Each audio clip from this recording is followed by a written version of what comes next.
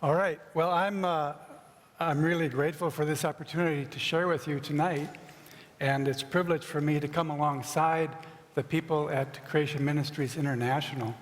And this is an awesome ministry that they have, and I'm just glad to offer my small part. Today, I've been asked to talk about the subject of Darwin was wrong, and that is a big subject. In addition to being now a semi-retired professor at Cornell University, where I hold a courtesy position, I'm also president of Logos Research Associates, which is a group of scientists who are showing that good science affirms Scripture. And back in 2009, the year of Darwin, the year of the 150th celebration of his book, Origin of Species, Logos sponsored a Darwin Was Wrong conference at a mega church in California through Calvary Chapel. And that involved 10 speakers who talked about their 10 different ways that Darwin was wrong, and it took, like 10 hours. And so today I'm going to give you a slightly shorter version of that. And I'd just like to ask you, why would it matter if Darwin was wrong? I mean, everybody's wrong sometime. And if you look at any historical figure, you can find fault with things or things they didn't know. But of course, the reason it's important is because this seemingly ordinary man, he's the only one, I believe, in human history who simultaneously impacted so powerfully, both scientifically and spiritually, the world. He changed the world in a profound way. And the consequences of his ideas have had profound social and moral consequences. So the world we live in today has been shaped by these concepts that are attributed to him. And so, you see, if Darwin was wrong, it's a really, really big deal. It's an earth-changing deal. And I believe he was wrong. I believe we can show that Darwin was profoundly wrong about all the key issues. And that includes both the scientific issues and the spiritual issues. So let's go on and look at the different ways that Darwin was wrong. So Darwin was wrong about many things. I'm only going to cover what I consider the 7 most important mistakes that Darwin made.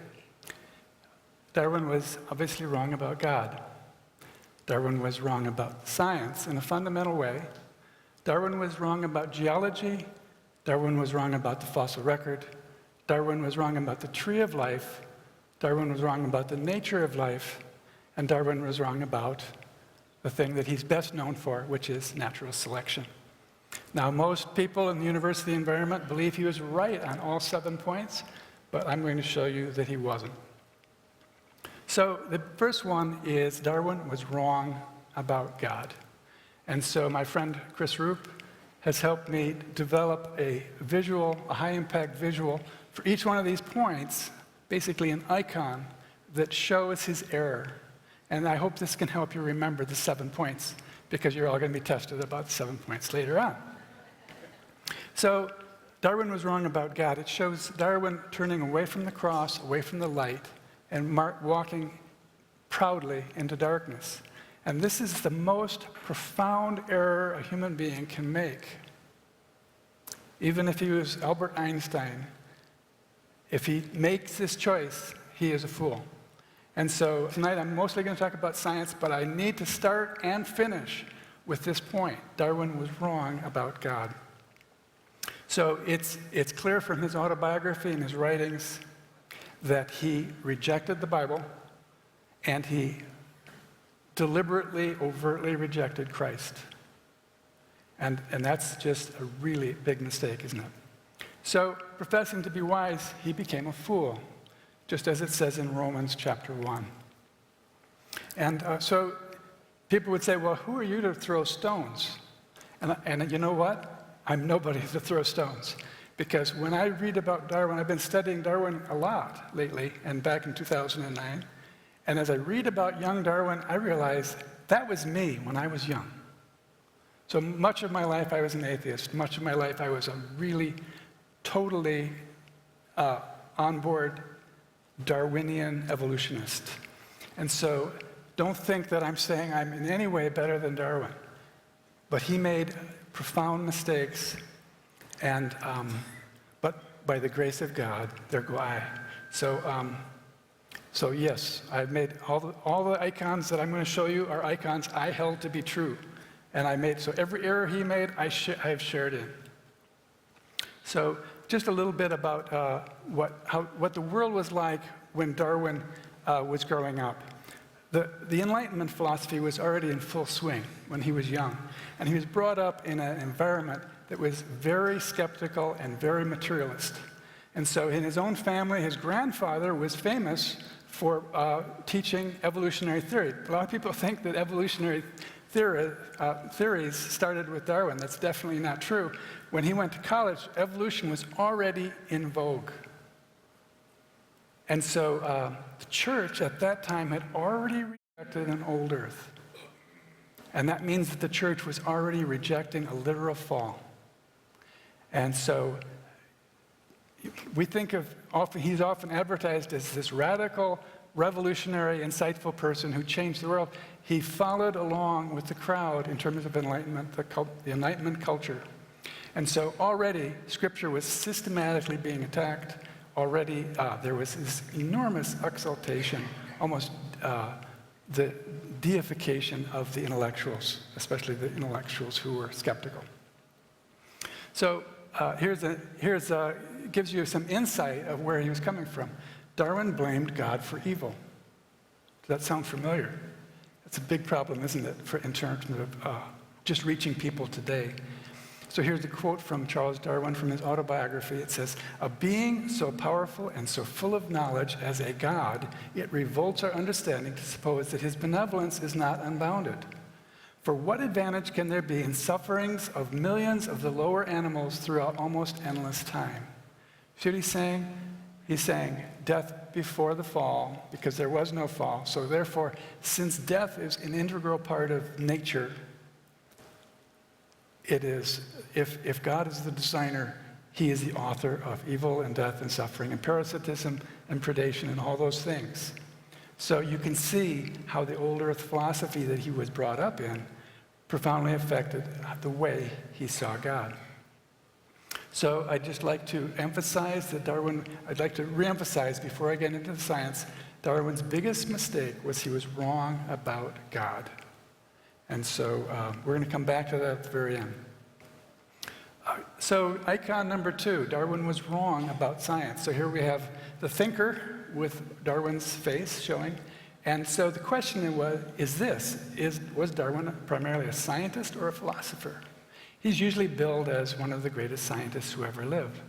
But if you read his work and the commentaries on his life, you will realize that he was, in fact, primarily a philosopher. So he was primarily a philosopher, as can be seen by the fact that he was utterly committed to philosophical naturalism. That is, his work started and ended on the premise that he must build on the Enlightenment philosophy of naturalism or materialism. Furthermore, his only degree was in theology, and he didn't study theology because he was interested in God, but because it might put him in the right places at the right time for his career advancement. He was not an experimentalist. Now, he had an awesome adventure on the Beagle for 7 years. And he had some wonderful observations and experiences during that time in his life. But from that time until he was an old man, he really didn't do any experimental science.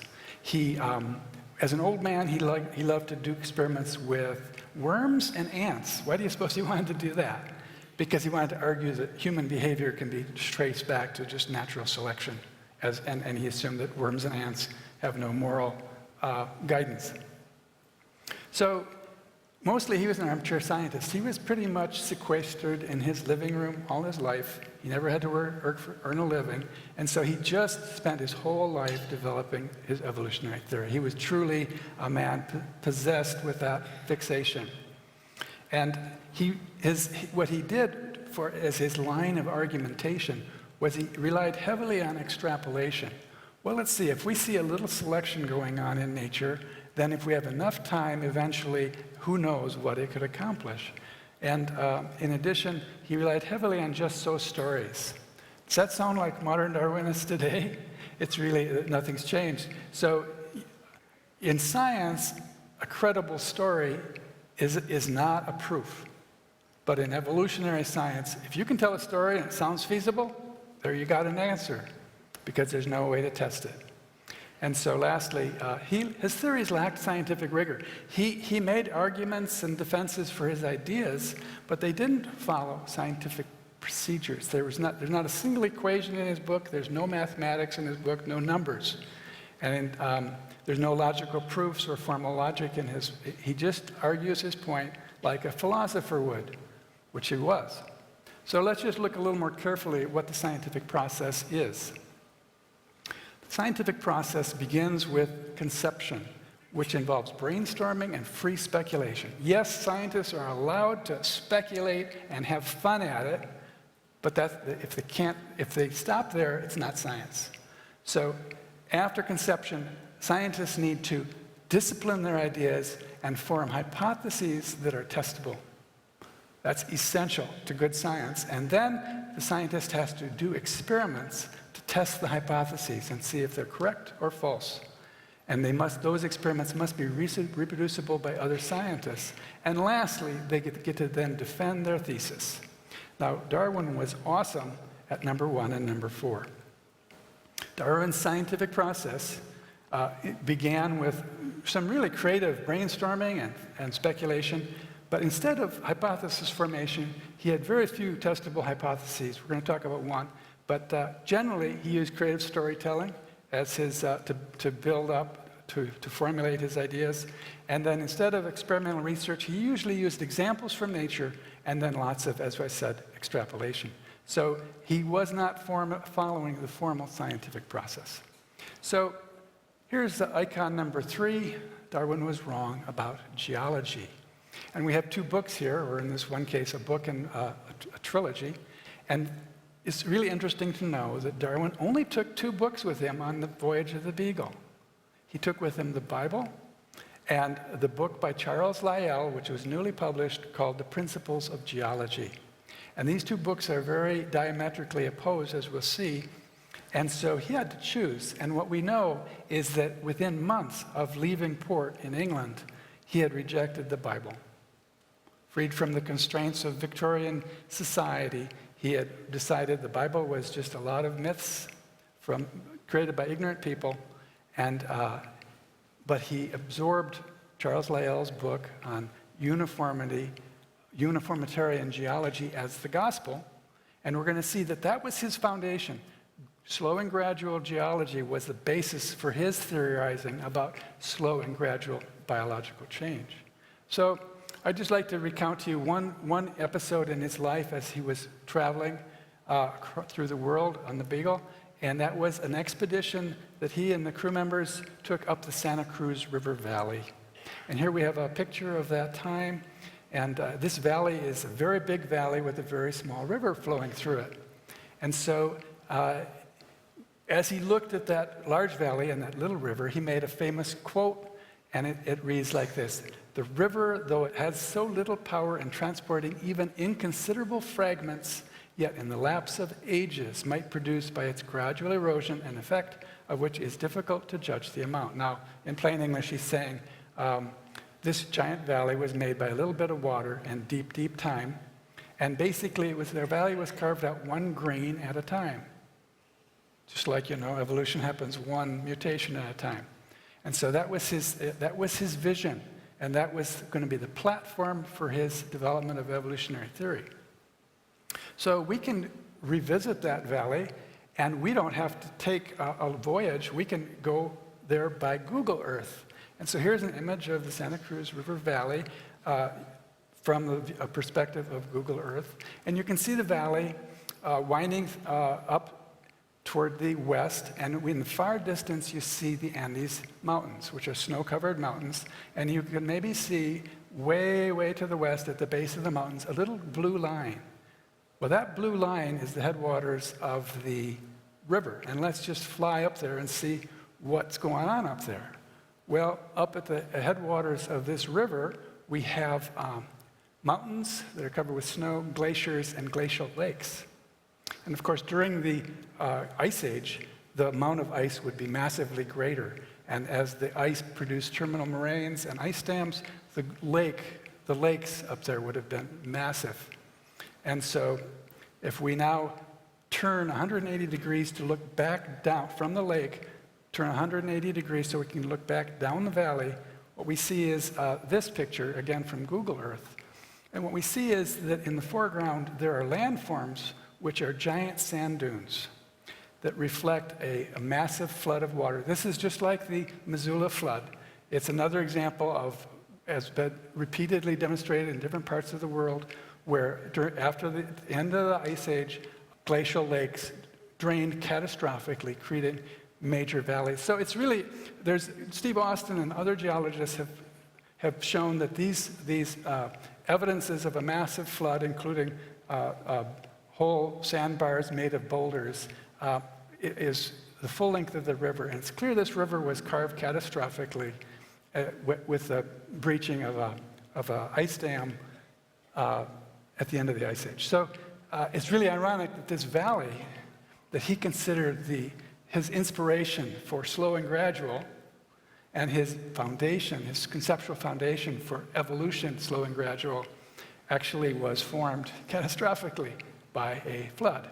So that's really interesting, and it really is ironic that it shows that his foundation, which was the uniformitarian geology, is invalid. So uniformitarian geology in the last several decades, geologists have shown over and over and over again that there are massive evidences of catastrophism in the geological record. And so Lyell's thesis that there's never any catastrophism is dead. Lyell is discredited, and his principles of geology are of only interesting as a historical relic. So uniformitarian geology is dead. His foundation is dead. But guess what? The Word of God remains alive. So he clearly chose the wrong book.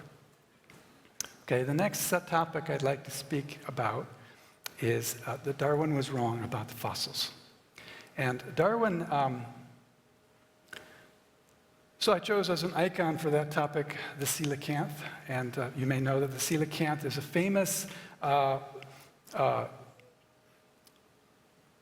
fossil that is known for the fact that it's been around within the geological column supposedly for several 100 million years, but then mysteriously disappeared about 65 million years ago, according to the interpretation of the fossil record. And furthermore, this fish has very large fins, and so it was believed to be a transitional form. These large fins, it was thought to be living in shallow water, and that it would kind of creep along the bottom with its fins, and eventually might creep up on land and become the transitional form to amphibians. So the interesting thing about this fish is that we now know that the coelacanth is still alive today. And it's been found to be alive today. It's an example of a living fossil. It didn't go extinct 65 million years ago. Since it didn't go extinct, the 65 million years becomes highly questionable, doesn't it? Since it doesn't mark something that didn't happen. And the interesting thing about coelacanth is it's not found in shallow water. It's found in deep water. And it doesn't creep along the bottom. It swims like any other fish. So it's just a really wonderful illustration of how wrong the fossil can be. But before I tell you about how Darwin was wrong about the fossil record, I'd like to tell you something he was right about. And that was that he fully recognized that the fossil record of his day falsified his theory. So he says that in 3 places. The first one is he acknowledges the importance of the Cambrian explosion. He says, to question why we do not find rich fossiliferous deposits belonging to these assumed earlier periods before the Cambrian, I can give no satisfactory answer. He understood that the sudden emergence of life in the Cambrian did not fit his model, and there was no precursors that could have evolved into all those life forms. Furthermore, he acknowledges stasis, which means that life forms stay the same throughout the geological column. And so here's what he says. He says the most eminent paleontologists, and he then lists the most eminent paleontologists of his time, and our greatest geologists, and he lists the greatest geologists of his time, have unanimously, often vehemently maintained the immutability of species. I actually didn't, this was really interesting for me to read because it means, I thought that the Christians were talking about the immutability of species, but it was the geologists looking at the fossil record that made them realize that in deep time, or living types of animals did not change. They stayed the same. That doesn't mean that small changes in adaptation don't happen, but it means that the geological record didn't support evolution. And so, most importantly, Darwin describes this problem. He knows that evolution must happen slowly and gradually over lots of time, and so the fossil record should show that. So he asks, why then is not every geological stratum full of such intermediate links? Geology assuredly does not reveal any such finely graduated organic chain, and this perhaps is the most obvious and serious objection which can be urged against my theory. That's what he's saying. So, but he doesn't give up, obviously, and so he has a solution to his problem. Here's the solution. The explanation lies, I believe, in the extreme imperfection of the geological record. In other words, give us more time and we'll find the missing links. So Darwin was absolutely wrong when he predicted that the fossil record, when complete, would support his theory. And so 150 years later, what is the total fossil count? There are too many fossils that have been collected to even calculate, perhaps billions. There are roughly 250 million cataloged fossils, and according to a paper in Nature talking about the completeness of the fossil record, there is plenty of evidence now, plenty of fossils that have been recovered so that we do see the true and complete picture on the grand scale. And the picture is not what Darwin needed. So let's just look at two quotes that illustrate this. Stephen Jay Gould, the famous evolutionist and paleontologist, says the extreme rarity of transitional forms in the fossil record persists as the trade secret of paleontology. The evolutionary trees that adorn our textbooks have data only at the tips and nodes of their branches. The rest is inference, however reasonable, not the fossil record. That's a pretty strong statement that there's no missing links. And again, Eldridge and Tattersall, two famous evolutionists, they say 120 years of paleontological research later, it has become abundantly clear that the fossil record will not confirm this part of Darwin's predictions. So guess what? The thing that Darwin considered the best evidence against his theory still is the best evidence against his theory. So now what we have is on the left, we have the actual fossil record, which shows no cross-linking between kinds and no common ancestor. And we see stasis through the entire geological column, suggesting that things don't evolve, they stay the same. And on the right, we have what Darwin was speculating would have happened, what he was hoping the fossil record would show, and what the fossil record fails to show. And so this is a huge problem for Darwin. So let's move on because we have a lot to cover still. Darwin was wrong about the tree of life. And so for this icon, we selected a page from Darwin's notebook where he scribbled the words, I think, and then a little cartoon with branches, which is his version of the tree of life. Now, when I was an evolutionist, I would have said this was one of the best evidences for evolution, the tree of life. Let's consider it. Let's go back to this picture again. The actual fossil record doesn't show a tree, does it? Not at all. But we need a tree. So if you're a committed Darwinist and you realize the fossil record's not going to help you, you're going to have to find another way to show evidence for this tree of life with a single common ancestor. How do you do that? Well, there's a science called phylogeny, and perhaps Darwin's tree of life might be saved through the science of phylogeny. What does that mean? It means that you make observations of all the living species, which represent the top of that tree, and then you use the similarities and differences between living species to infer or guess how the branching structure might have been. Okay, so the idea of phylogeny is anything, the stuff in your kitchen, the stuff in your garage. your wardrobe. All things can be grouped naturally based upon their similarities and differences. And so phylogeny is this attempt to infer the past based upon modern-day similarities. And the bottom line is, you can't know the past by looking at just what's alive today. So the early phylogenies, or trees of life, were just fanciful cartoons. They were just, well, it seems to me that birds should be on one branch and mammals should be on another branch and amphibians should be on a branch. And so they'd make these fanciful cartoons. And as time passed, the cartoons got more and more stylized, and they called them cladograms. And what you see is we have living things on the top, and we have lines down the bottom. The living things are things we actually observe. The lines are things we imagine. So you can maybe see that you could draw other branching structures beneath the living things. Or you might not have them linking up at all. Now, I just want to emphasize, I want you to understand that the whole scientific community went berserk over the idea of making these trees. And so tens of thousands of scientists spent their whole career making these trees. They made hundreds of thousands of trees. I remember being in the Cornell Library and just paging through the biology journals, and it was just one after another of these trees. And these trees, you see the round ones mean it's like looking down on the tree, and you can see the branching structure.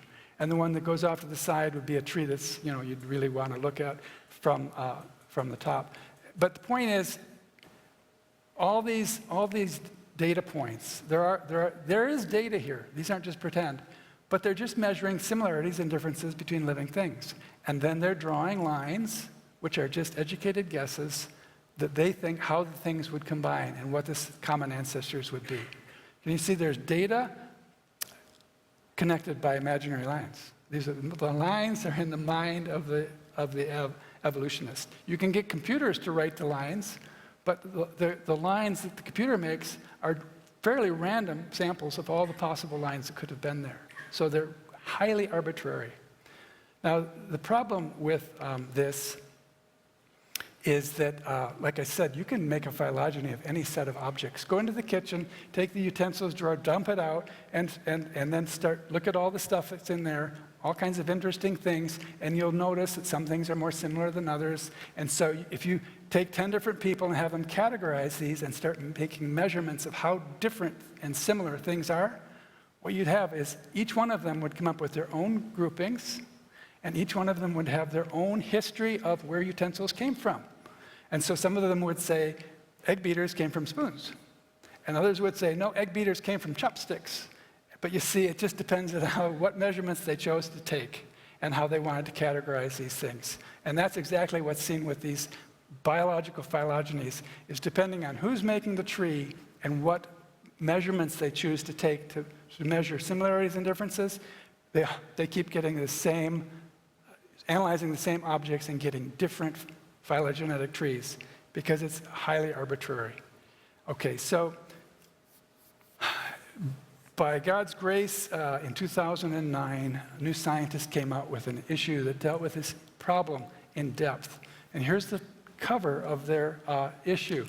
And it says on the cover of the New Scientist, Darwin was wrong. And it says, cutting down the tree of life. And basically, the whole article talks about our inability to create a legitimate tree of life and know who came from what and how they might have had a common ancestor. So the latest research shows that the tree of life, Darwin's tree of life, is coming down. And so here's one of the people who was a scientist who was interviewed in that article was a famous phylogenists named Doolittle, and they were citing an earlier paper called Uprooting the Tree of Life, published in Scientific American. And this is his view of the tree of life. He said, it's a hopeless mess. You can't see a branching structure. It's just a tangle. And he called it the web of life. What he means is there's no way to decipher what that branching structure, historically, what the branching structure was. Stephen Jay Gould said, the tree of life is not a tree, but a bush, a dense bush, and we have no idea what the internal branching structure is. So, in the textbooks it looks like these trees are scientific and that they're proof. In reality, similarities and differences in the present don't tell us the past. And so we're going back to Darwin's I Think, and he has a little cartoon. It was just a cartoon. But the thing to know is that now the cartoons are much more sophisticated. But all those colored lines and dots are still just in the imagination of the researcher. And so every one of these cladograms that you find by the thousands in the journals, they're still just cartoons. And guess what? They still should say, I think. And that would really change the way people look at that literature, a body of literature that is truly massive. So, 2 more, but these are the big ones, so don't lose your focus yet. The 6th icon is Darwin was wrong about the nature of life. This is huge. This is so big. And so we have a picture of Darwin, and he's imagining a cell as you might have seen a cell in his time frame when microscopes were very poor. So it's a little bit out of focus, and it just looks like a little blob of jelly, doesn't it? And so this was actually his understanding of life. Life was very simple. Basically, each cell was not much more than a blob of jelly. And so here's a quote from him that shows us how simple he thought life was. So he's imagining what it would be like, how life originally arose spontaneously. So let's see how he envisions that. But if, and oh, what a big if, we could conceive. Now you understand he's entering into the realm of imagination. But let's see just how interesting his imagination is. In some warm little pond with all sorts of ammonia and phosphoric salts. Well, guess what? There are warm little ponds all over the world, and they all have ammonia and phosphoric salts. That's not a remarkable possibility. But he adds, with light, heat, electricity, etc. Well, etc. Light, heat, and electricity, they're everywhere. It's kind of vague, isn't it? So we have a pond and some chemicals and maybe some electricity. And now he imagines that a protein. Now you have to understand he didn't know what a protein was, or apparently even how to spell it. But he knows that proteins are kind of these gooey, ooey things. And so he imagines a protein compound was chemically formed, ready to undergo still more complex changes. So what does that mean? It's really laughable because let me just try to emphasize what most of you have already gathered. Life is a universe of complexity. A single cell is a universe of complexity that we can't even grasp with our minds. And so he's talking about a protein compound. Let me just explain to you, if the world was made of solid protein, and the oceans were chock full of proteins of every imaginable kind, we would be no closer to having spontaneous life on Earth than if there were no proteins.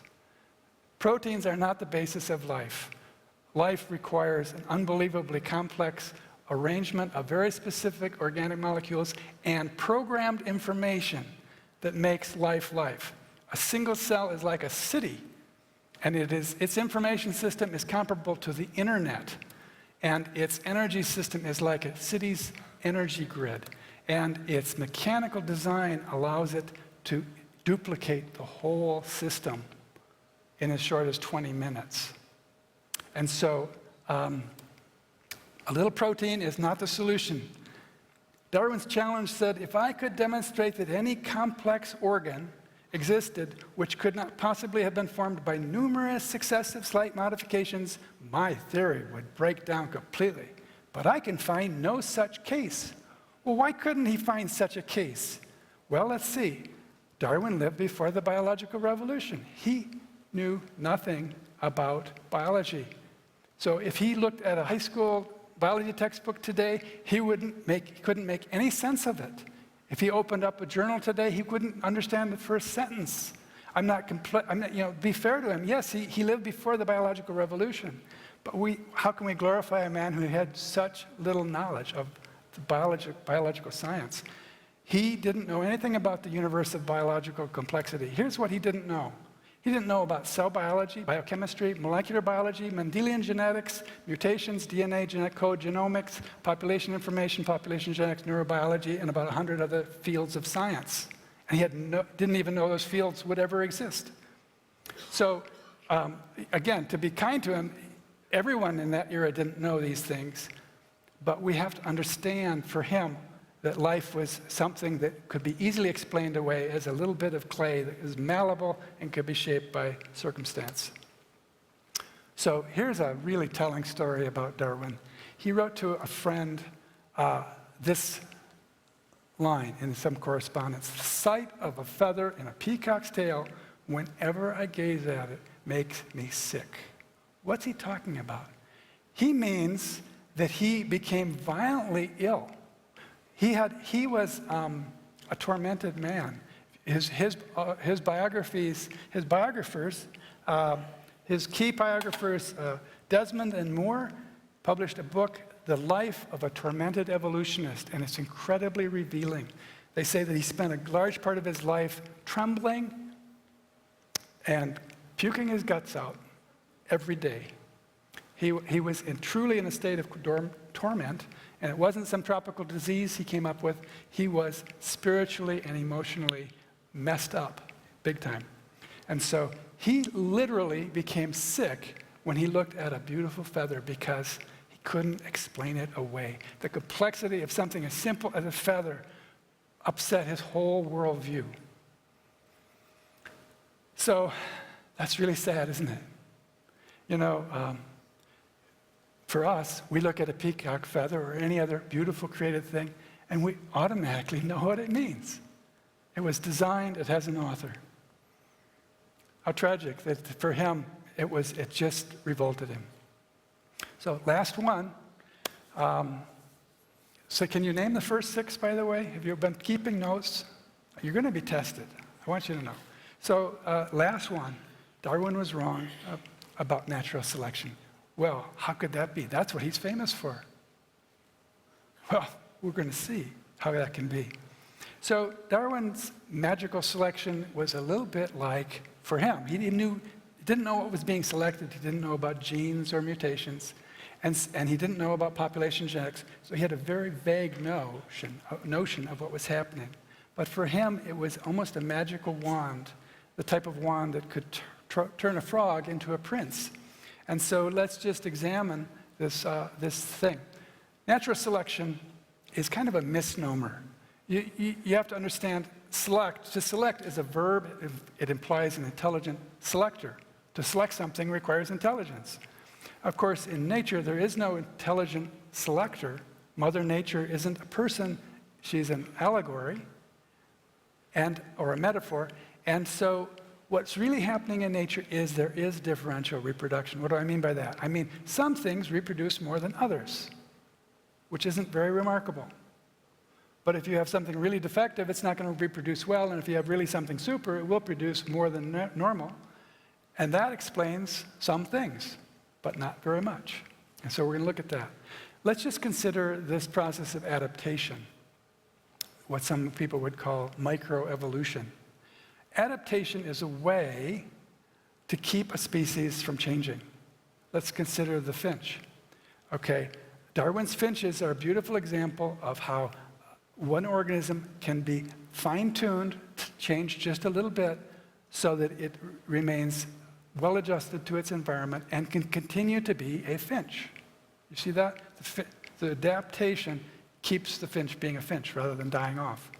So that's great. Adaptation is wonderful, and it's good design. But it's really important to understand that this doesn't require any new information. You don't need a new gene to change beak size. A single letter mutation in the genome is enough to change something like that. But the basic genome of the bird is the same. The basic design of the bird is the same. It's just a tweaking. It's like getting having your car tuned up. So that happens. And so what do we say to adaptation? We give it a great big yes. It happens all the time. It's awesome. It explains how organisms become fine-tuned to their environment. So let's see what Darwin does with this. Here's a quote from Darwin. "Slow though the process of selection may be, if feeble man can do much by his powers of artificial selection, I can see no limit to the amount of change. I can see no limit to the amount of change which may be affected in the long course of time by nature's power of selection." So there's a name for this. It's a scientific mistake. It's called extrapolation. And it's not just scientists know extrapolation is dangerous. They're very careful not to do it very much. And if they do it little. This is what's called unbounded extrapolation. Scientists know that's always, always bad science. He's saying, well, if you have no, let me give you an example. My daughter, when she was a young teen, was growing an inch a year. And so it's risky, but I could say, well, next year I'll bet she's going to be an inch taller. That's a modest level. That's careful, cautious extrapolation. Now let's use this type of extrapolation. In a million years, she's going to be 1,000,000 inches taller. Do you see that? It leads you immediately into absurdity, doesn't it? So he used a lot of extrapolation. Specifically, he said, since microevolution happens, there's no limit to what it can accomplish. So let's consider that. No limit to change. So did you know that Darwin believed that a bear could evolve into a whale? Let's just read a quote from Charles Darwin from his first edition of The Origin of Species. I can see no difficulty in a race of bears being rendered by natural selection more aquatic in their structure and habits, with larger and larger mouths, till the creature was produced as monstrous as a whale. See, I see no difficulty in that. Why does he say that? Because he didn't know anything about genetics, because he knew almost nothing about biology. So in his imagination, he could see that. But you see, that's not evidence, and that's not science. That's just a good story. So to change a bear into a whale requires a lot of new genetic information. In fact, you have to rewrite the genome. And guess what? That is, for many, I'm a geneticist, and I don't want to go through all the details, but I just want you to understand that's not even remotely conceivable. Okay, so Darwin was wrong about natural selection. Yes, selection happens, but it's very limited, actually, what it can do. It generally just achieves fine-tuning to keep an organism going the way it was. It helps to preserve, but cannot create life forms. That is, it can slow down, by getting rid of the worst mutations in a population, it can prevent the extinction of species for a time, but it cannot create new life forms. And most importantly, my own research from the last 12 years show that selection cannot stop genetic degeneration. That means evolution's going the wrong way. And I'd just like to talk a little bit more about that. Why can't selection stop degeneration? Well, let me just use the human population as an example. Human mutation rate is about 100 to 200 new mutations per person per generation. That means you have about 100 more mutations than your parents, and your children will have about 100 more mutations than you have. And most mutations are deleterious. So you can see that's kind of a problem. And you can see that maybe if these people are a little more mutant than these people, if we select away these people are still about 100 more mutations more mutant than their parents. Can you see that selection doesn't stop this problem? And so it's a real problem, and it's acknowledged by other population geneticists, and it's made worse by this fact. Almost all mutations are deleterious, and they have a tiny effect. If you have 3 billion letters, you can take away one letter, you've lost some information, but not much. And so the typical mutation has no visible effect. It's deleterious, it's destroyed information, but no visible effect. Even Mother Nature can't see that effect. And so it can't be selected away. And so this is a profound problem, and it's similar to the problem with beneficials. Beneficials are like typographical errors in a text that make the text better. Do you see that would be unusual? That'd be rare, almost infinitely rare. And so beneficials are too rare to measure how rare they are. That's how rare they are. So, and like deleterious mutations, they are, if you add one letter to a genome of 3 billion, it's not going to dramatically increase the information in that genome, will it? So you see, the beneficial mutations are not going to be able to accumulate fast enough to counterbalance all the bad mutations that are happening. So the bottom line is genetic degeneration can't be stopped. Unless there's some unknown mechanism we have not yet discovered, genomes should degenerate. They should go down, not up. And that's profound, really, really profound. And if someone can figure out how to stop that, let me know, because I'd really like to know. So we used, in the last 7 years, I've worked with a team of scientists, and we've developed the most advanced, what's called numerical simulation, or computer program, that simulates this problem of mutation accumulation, even with selection and recombination and all the thing, basically modeling how in real life mutation and selection should happen. And just briefly, we find with our numerical simulations that more than 90% of bad mutations are not selected away. They just keep accumulating like rust on your car. And we find that the rare beneficials have almost no effect on the scenario, even if we crank up the mutation rate of beneficials. And what we find is that fitness continuously declines in our simulations, and we see that extinction in these runs is inevitable. And so Mendel's Accountant is a program that we use, and it's freely available. You can download it on the internet. So here's just two quick illustrations for you. The first one shows that the red line shows the number of mutations that are accumulating goes up linearly through time. So we're going through about 250, a little over 250 generations are passing during this experiment, and the bad mutations are accumulating to very high numbers, to up to tens of thousands of mutations per person. Whereas the good mutations, even though we put in one out of every 10 mutations is beneficial, which is radically too high, we see that the good mutations are accumulating, even with natural selection, much more slowly than the bad mutations.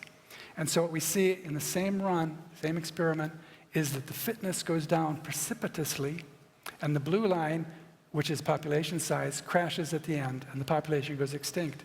Population goes extinct in just 268 generations. And these are settings that we feel are very realistic. We can change the settings and delay the extinction, but we can't, unless we go to totally dishonest settings, we cannot stop it. It means, what does it mean? It means that genetic systems, like everything else, is subject to entropy, and that genetic systems are running down even with natural selection.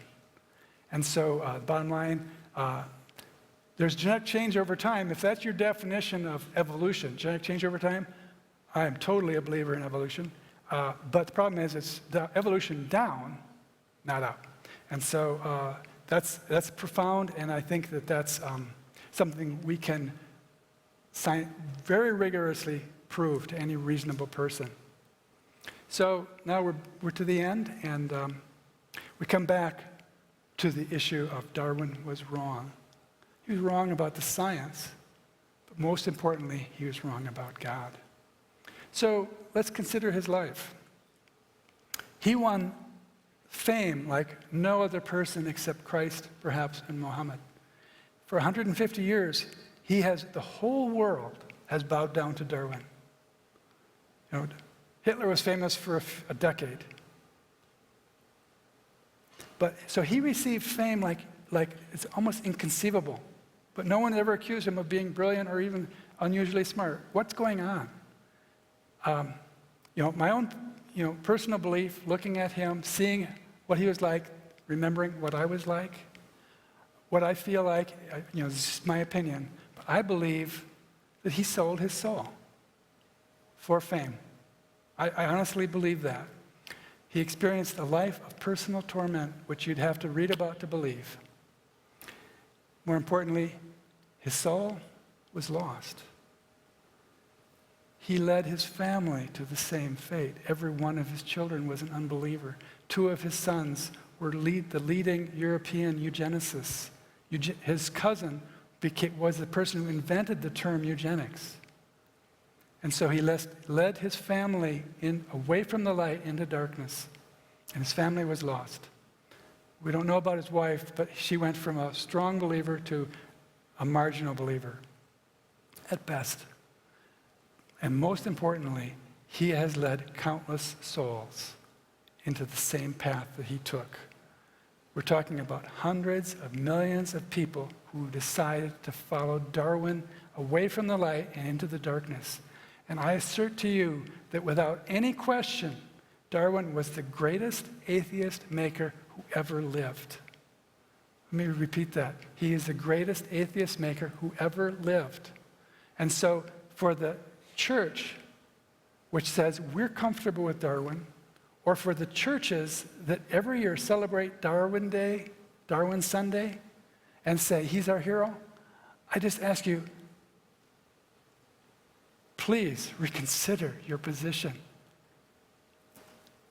And for the sake of the next generation, we are losing the next generation. Why? Because of unbelief. Where is the unbelief coming from? Because Darwin and Darwinism is toxic to belief in Christ.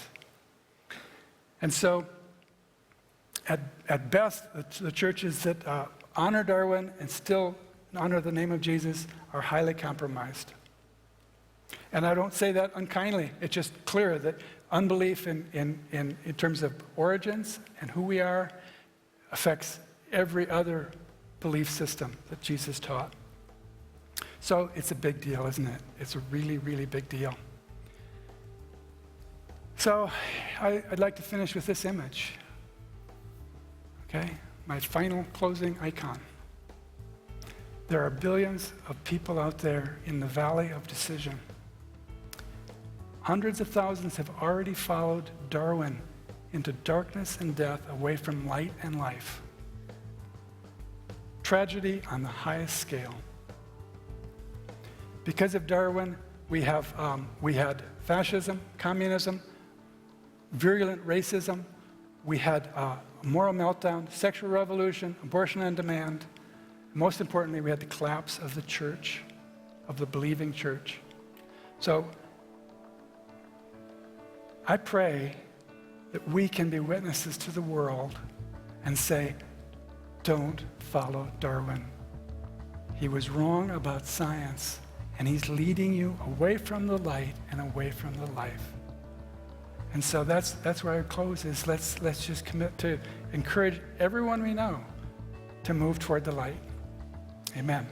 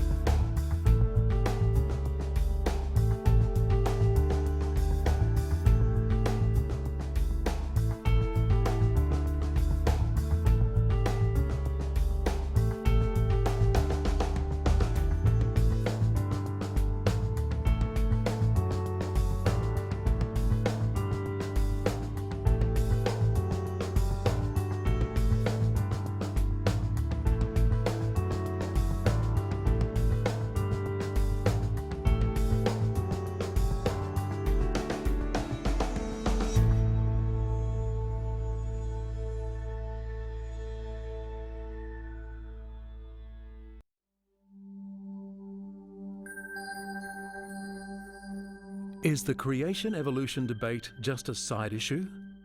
Can beliefs about where we came from impact the way people behave?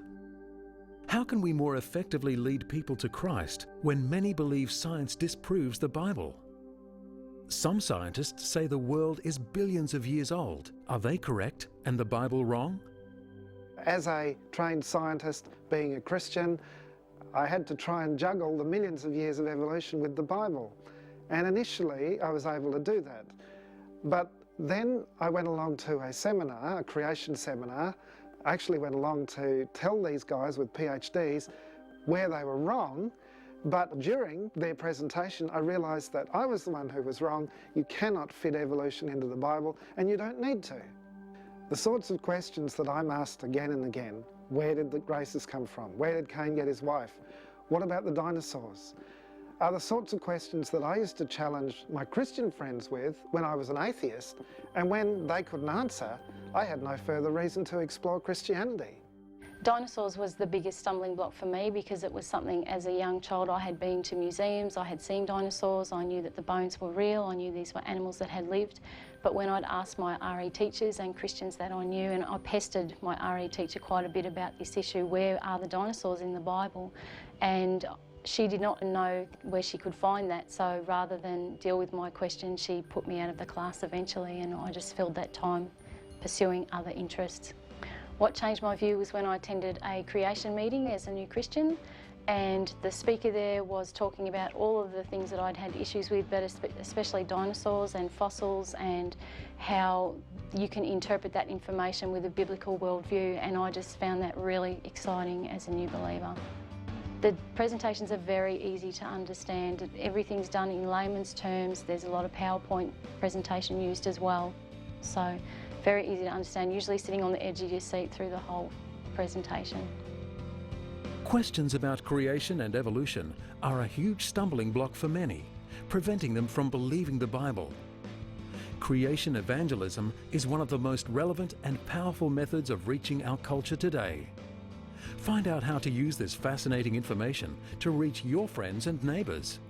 There's lots of free information on our website, creation.com.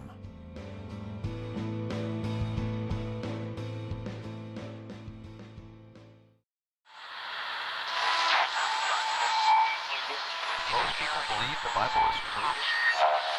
Has science proven the Bible wrong? Is creation and evolution a side issue?